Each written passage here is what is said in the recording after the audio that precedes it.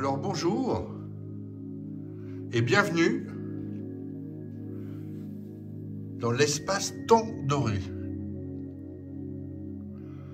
Voilà, c'est un lieu qui est situé à 10 minutes de Lausanne et c'est un espace avant tout taoïste qui accueille des élèves pour pratiquer le Wei Chun Gong. Alors je vais vous faire quand même la traduction. Alors en chinois, oui, ça veut dire retourner. Chun, ça veut dire, ça désigne plutôt le printemps, la jeunesse. Et Gong, le travail. Alors il s'agit d'une méthode taoïste qui est restée secrète pendant des siècles et des siècles. Voilà, et puis le professeur Sylvie Paulien vous en dira plus, car c'est elle qui enseigne cet art.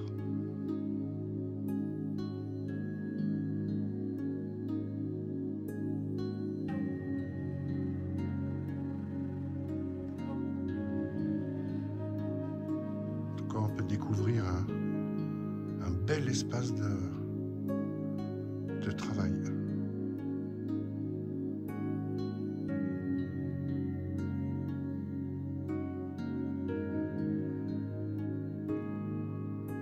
Alors bonjour Sylvie Paulien, vous enseignez donc le Wei Chun Gong depuis plusieurs années et je pense que beaucoup d'auditeurs et d'auditrices seraient très intéressés d'entendre votre parcours. Bonjour Thierry, oui avec plaisir. Donc j'ai découvert le Wei Chun Gong, ça fait déjà longtemps, ça fait déjà 33 ans que je l'ai découvert. J'avais 30 ans et je l'ai découvert grâce à Monika Hackel qui a donné un cours à Zurich. Et en fait, dès ce jour, je me suis dit que j'avais accès à un trésor. J'avais découvert un trésor. Ce Wei Chun Gong, je l'ai pratiqué presque tous les jours parce que je voulais prendre soin de ce diamant à 1000 facettes et assez rapidement j'ai pu apprécier les bienfaits du Wei Chun Gong. C'était assez spectaculaire parce que j'avais des problèmes de poids et après quelques mois déjà ma silhouette s'affinait. J'avais aussi des problèmes d'acné. Là aussi je peux dire à peu près 2 mois, après 2 mois de pratique, plus du tout d'acné et j'avais encore un souci de règles qui venait à peu près tous les 6 à 8 mois. C'était quand même pas évident et grâce à la pratique j'ai eu mes règles. Il a aussi fallu 2-3 mois de pratique et j'ai eu mes règles tous les 28 jours comme la lune, avec la lune. Donc j'étais vraiment impressionnée, je peux dire, par les bienfaits de cet art. Et je suis restée dans cette fidélité à la pratique pendant des années. Et après à peu près 8-9 ans, j'ai eu besoin de comprendre pourquoi c'était si thérapeutique, si exceptionnel. Et là, j'ai eu beaucoup de choses parce que j'ai appris qu'il y avait une école à Paris, une école chinoise, qui s'appelle le Tour du Corps, dont la directrice est Kewen, qui, elle, organisait des cours de Wei Chun Gong. Puis là, je me suis dit, j'y vais, faut que j'approfondisse, faut que je comprenne pourquoi c'est si exceptionnel, si magique. Et j'ai eu la chance d'être acceptée dans cette école, parce que c'est une école magnifique que je remercie la directrice. Et tout de suite, j'ai vu le niveau, le super niveau. Et j'ai eu la chance d'avoir 4 professeurs qui m'ont enseigné. Il y a eu un fan, il y a eu Madame Beau, il y a eu Ingrid et il y a eu la directrice, Kewen. Et la découverte, elle a duré 3 ans. Donc régulièrement, je descendais sur Paris tous les 2 mois pour découvrir cette merveille.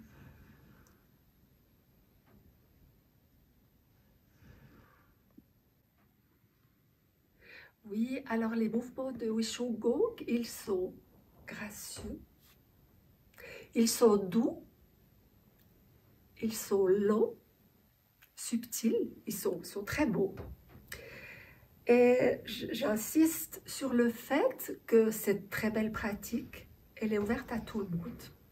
Il n'y a pas besoin d'être souple, il n'y a pas besoin d'être jeune, il n'y a pas besoin d'avoir des aptitudes particulières, bien le contraire. Tout le monde peut venir à partir de 18 ans, pas avant, parce qu'avant ça peut perturber le système hormonal. Et comme je l'ai dit, tout le monde peut venir, même les gens âgés sont les bienvenus. Le Wishung Gong, si on le pratique régulièrement, apporte un soutien, une harmonisation du système articulaire, musculaire, lymphatique, circulatoire, respiratoire, sur les organes, bien sûr, le foie, l'estomac, pancréas, les intestins, la vessie. Et ce qui est très particulier dans le Wishung Gong, c'est que ça soutient le système hormonal. Et ça, c'est pas peu dire, parce que les hormones, c'est très délicat et c'est très important pour la santé. Ça va agir par ce fait sur l'hypophyse, sur la thyroïde, le pancréas, les surrénales, les ovaires pour les femmes, les testicules pour les hommes.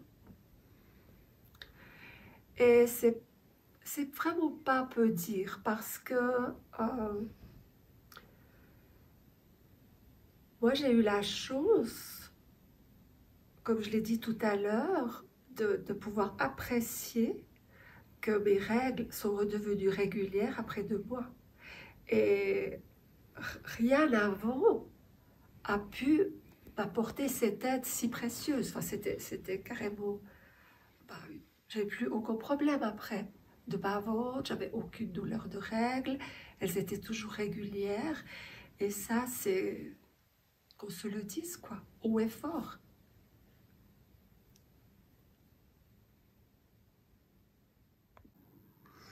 Alors, comment ça se passe, par exemple, Sylvie, pour les élèves qui découvrent pour la première fois de leur vie le Wishung Gong? Il y a des exercices de base, une introduction, des fondements pour tout nouveau? C'est très bien, Thierry, de me poser cette question, parce que souvent les élèves, ils hésitent de s'inscrire, parce qu'ils ont des craintes. C'est vrai, ils se disent que c'est un art, c'est une pratique taoïste, alors qu'ils connaissent absolument rien de ce registre. Alors moi, je les rassure tout de suite, parce que, bon, tout d'abord, l'élève s'inscrit, et comme j'ai dit tout à l'heure, tout le monde peut venir. Et dès la première rencontre, on va tout de suite se mettre dans la pratique, parce que c'est dans la pratique qu'on va récolter les fruits par rapport à la santé, par rapport à la stabilité émotionnelle, par rapport à la souplesse. Et le cours, je vais vous expliquer un petit peu comment ça se passe. Le cours, il dure 1h45. Les élèves arrivent, ils s'installent, chacun choisit son coussin. Et au tout début, on fait de l'automassage. Parce que vu qu'on va harmoniser l'énergie dans les méridiens, donc on fait un automassage, là c'est cœur, intestin, grêle. Par exemple, ici, c'est vésicule biliaire. Ici, c'est rate pancréas. Et c'est comme un petit jeu. Et ça, dès les premières minutes de cours, on le fait. Et déjà, ça apporte une légèreté. Ensuite, la deuxième partie du cours, c'est une partie pratique. Donc, le Wishung Gong se fait debout. Pendant à peu près une demi-heure, l'élève découvre des mouvements. Au début, c'est des mouvements très soft, juste pour encourager le corps à occuper l'espace, à se sentir bien les pieds sur terre. Petit à petit, on travaille un petit peu la fluidité. Et après cette demi-heure de pratique, on se couche, on s'installe pour assimiler déjà, parce que déjà, il y a des bienfaits. Déjà, il y a un travail énergétique qui se passe dans le corps. Ensuite, si c'est des débutants, je vais profiter d'organiser la troisième partie couchée. Et la troisième partie, en général, les élèves l'aiment beaucoup parce que vu qu'ils auront déjà eu à peu près 3/4 d'heure de pratique active, ils seront très détendus. Et le Wishung Gong couché, au début en tout cas, il est très facile parce qu'on va assouplir les articulations et on va découvrir quelque chose de très important dans le Wishung Gong, c'est la respiration inversée. Et la respiration inversée, ça correspond à la respiration embryonnaire. Et c'est pas peu de choses parce que c'est cette respiration qui va nous faire rajeunir. Et donc au tout début, toujours, l'élève il s'approprie cette découverte de cette respiration inversée. Donc à l'inspire, on va pas rentrer, on va pas sortir le ventre, on va le rentrer. Donc quand on absorbe de l'air, on rentre le ventre, on serre le périnée. Et il faut bien que l'air aille à quelque part. Donc voilà, l'air va rayonner sur le haut du corps. Et ce qui est très important, c'est que ça va agir sur le nerf vague. Et le nerf vague apporte beaucoup de détente, de sérénité, de calme. Donc, pour moi, c'est très important que l'élève s'exerce aussi à la maison, parce que c'est sûr qu'il y a la découverte ici, 1 fois par semaine, mais le cadeau, il se vit à la maison. Et c'est pas quelque chose d'inaccessible, c'est pas quelque chose de difficile, il suffit de s'offrir 20 minutes de pratique. C'est pas la fin du monde, juste 20 minutes de pratique, juste peut-être 5 minutes de pause pour assimiler tous les bienfaits du Wishung Gong. Ouais, ben merci. Là déjà, on a une bonne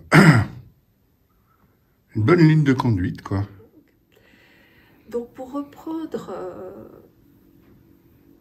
l'ouverture des portes du monastère du Wishung Gong, c'était en 1980 que les portes se sont ouvertes. Et pour la petite histoire, j'ai pris mon petit papier et mes lunettes, parce que je ne voulais pas déformer le nom. Donc, Monsieur Bian Thi Tsong, si on traduit ces 3 mots, ça veut dire « né pour le bonheur ». Déjà, ça, c'est magnifique.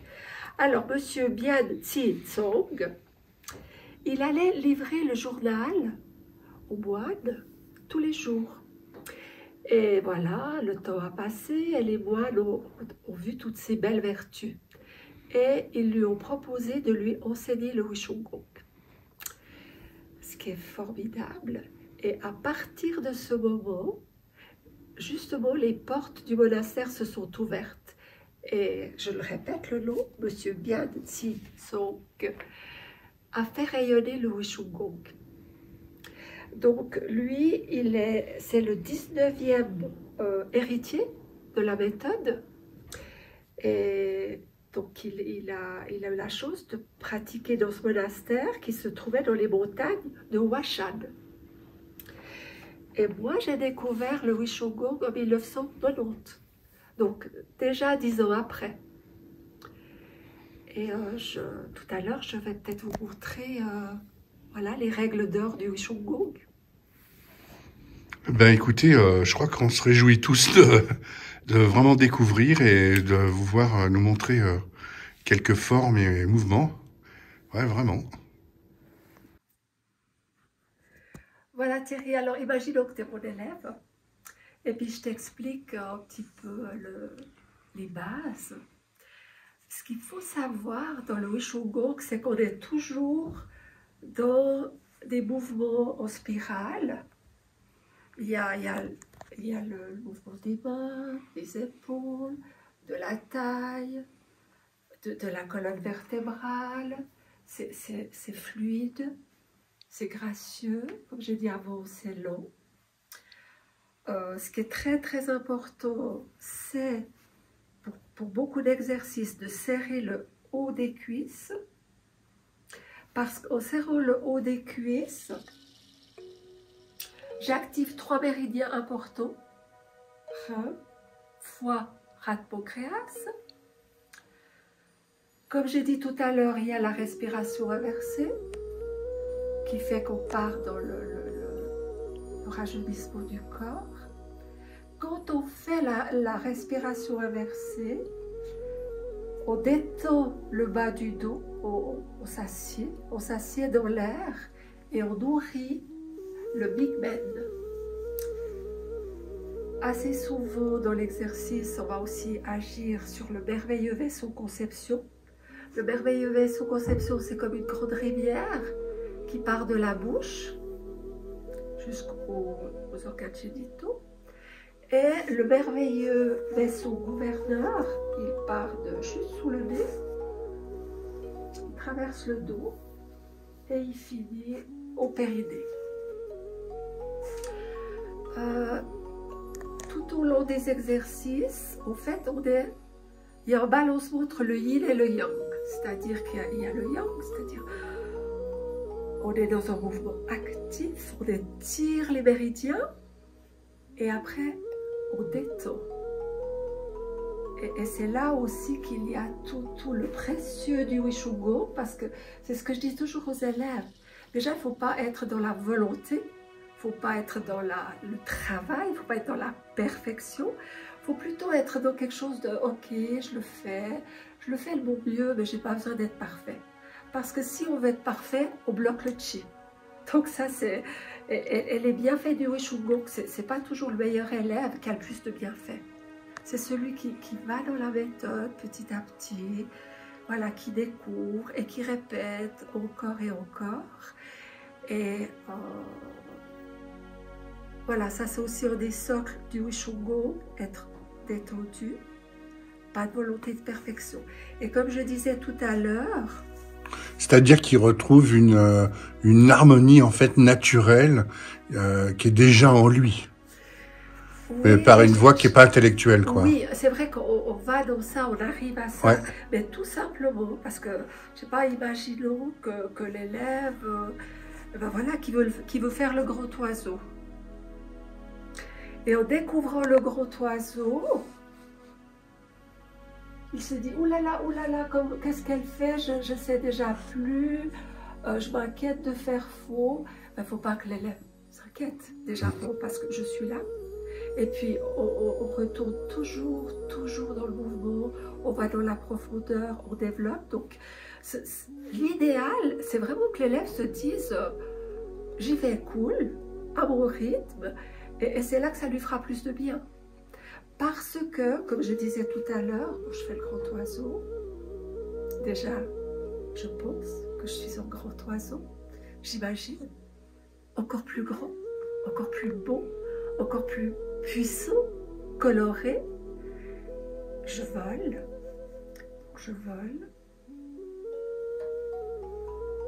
Là, je tiens un ballon d'énergie. toute façon, on danse avec l'énergie tout au long du Wishugong. J'écoute le ballon d'énergie. Là, j'imite toujours l'oiseau. Ici, je rote le ventre. Et là, je lâche. C'est ça que je voulais dire. Je lâche. Si l'élève est dans la volonté et qui se crispe, il ne va pas sortir du cours en étant bien. C'est très important de lâcher aussi souvent qu'on ouvre. Je lâche. Je détends mon bas de dos. J'expire. C'est très doux. Une main pousse, l'autre tire. Je serre le haut des cuisses. Et là, j'inspire, respiration inversée. Et je relâche. Je tords le cou. Je le visse. Je remplis le bas du dos, le millimètre, je me relève. Donc ça c'est vraiment, je donne beaucoup d'attention à ce côté, je vais dans le mouvement, j'ouvre et je lâche, tout au long de la pratique. Donc tout à l'heure, je vous montrerai 3 mouvements et je profite de vous dire que dans le Wishugong, il y a 1, 2, 3 méthodes debout. Il y a le tout qui est combiné, et ça s'appelle le Taolo. Il y a le Wishugong couché, et il y a le Wishugong du visage. Donc c'est toute une aventure. Selon les cours, je les combine. Et puis d'autres cours, voilà, on va se concentrer sur la 2e méthode ou sur la 3e méthode, vu que ça dure 1 heure 3/4. Alors tout à l'heure, je vous montrerai au mouvement de la 1re méthode, au mouvement de la 2e méthode et au mouvement de la 3e méthode. Ben, on se réjouit. Moi aussi. Avec plaisir. Alors maintenant, je vais vous présenter l'enfant doré, D-O-R aigu, assouplit son corps. C'est un très joli mouvement, un peu sensuel comme ça.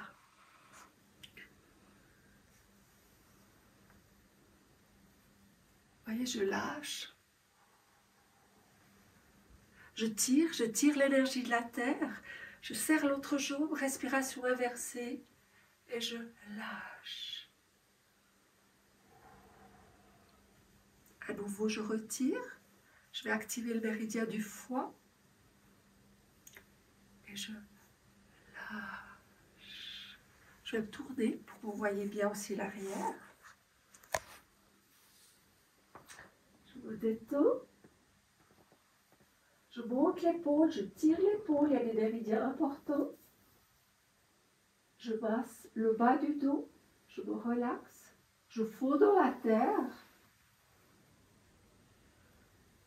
Je monte l'épaule, respiration inversée, je lâche.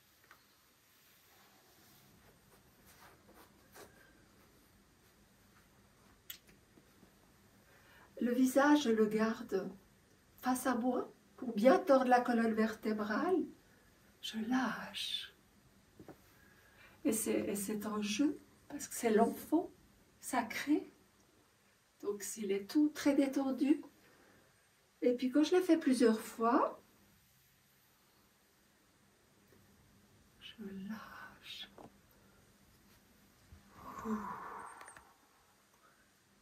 Je me stabilise. Et je ferai la fermeture.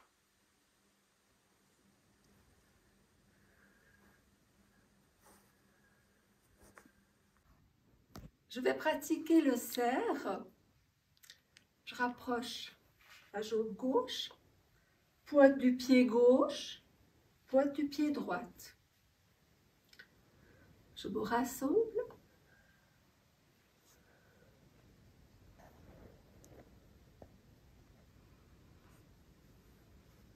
Et là, je fonds. Je me détends. Je fonds dans la terre. Je place mes mains entre les genoux. Je continue de descendre mon corps.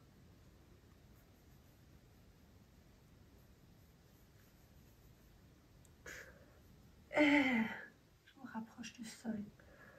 Là, j'ai un talon qui frotte l'autre talon. Je monte l'épaule, je regarde le ciel. Et à nouveau, je remplis mon bas du dos. j'expire, j'inspire, les pieds se frottent, les genoux sont serrés, les mains se frottent, je regarde le ciel, les mains continuent de se frotter, les pieds aussi. Voilà, et je vais juste vous expliquer. Donc, je rappelle l'importance des cuisses collées. Dans ce mouvement, c'est particulièrement collé tout le long. J'active rein, méridien rein, rate pancréas et foie. Ensuite, il y a beaucoup d'énergie dans les mains. Le son des mains s'appelle le lao gong. Je les rapproche et je les frotte, tout en serrant mes genoux. Comme ça, les mains sont très frottées et les jambes aussi. C'est toujours cette activation des méridiens. Quand j'étire l'épaule, pareil, il y a d'autres méridiens qui sont harmonisés. Et là aussi, je vais tourner ma nuque vers le ciel. Donc, vous voyez, vous commencez à comprendre, il y a des spirales, il y a cette respiration inversée, il y a les cuisses qui sont serrées, et tout ça fait que tout le corps coopère au mouvement, ce qui explique les articulations sont huilées, enfin tous les systèmes sont soutenus. C'est pas au hasard. C'est pour ça qu'on dit que c'est un art. Quand les moines ont observé les animaux et qu'ils les ont imités, ben déjà il fallait vraiment le faire avec beaucoup de finesse, être très fin dans l'observation et en pratiquant, en imitant les animaux. Il n'y a pas que les animaux, il y a aussi les 8 immortels, hein, la fée qui descend du ciel, il y a le dragon, il y a le phénix, enfin on danse beaucoup de choses, mais c'est toujours dans l'idée d'étirer les méridiens et de les relâcher et de les stimuler. Enfin, je pourrais vous montrer toutes les méthodes avec plaisir. Elles sont toutes très belles. Elles vont au crescendo. La première, elle est assez simple, première méthode. La deuxième, elle est plus élaborée. Et la troisième, elle est encore plus subtile, délicate, tout en étant très puissante. Parce que en regardant, vous dites, ah oui, c'est très doux, c'est étonnant que ce soit si actif. Oui, c'est doux, mais tout le travail se fait à l'intérieur. Et après le Wishung Gong, on se sent posé et puissante. À suivre.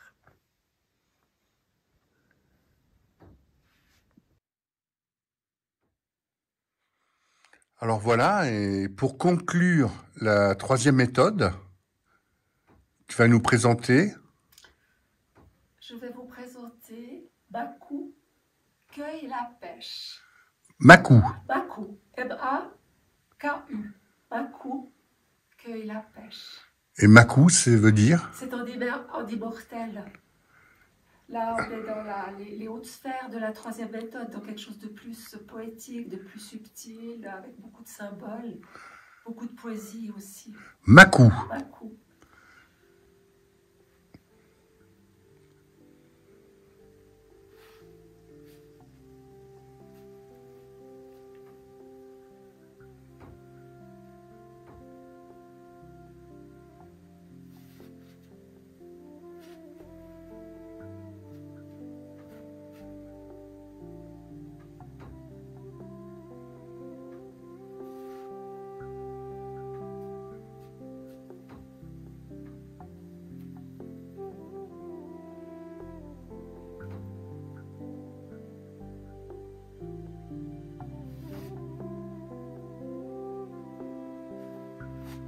Je peux aussi descendre très très bas. Quand l'élève est évolué, il fait très très bas. Ou rester haut.